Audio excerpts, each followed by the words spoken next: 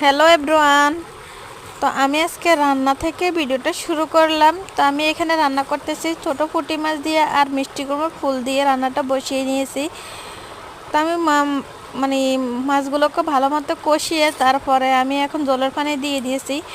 তো আমি এর মধ্যে মাছগুলোর মধ্যে অনেক বেশি জাল দিয়েছি, কারণ এই ধরনের মাছের মধ্যে যত বেশি জাল দিবেন তত বেশি খেতে ভালো লাগবে। তো আমি এখানে গুঁড়ো মরিচ, কাঁচামরিচের কাঁচামরিচের ফালি আর গুঁড়ো মরিচ অনেকগুলো দিয়ে দিয়েছি। তো এই তো দেখতেছেন, কালারটা দেখেই বুঝতে পারতেছেন যে রান্নাটা কেমন হয়েছে।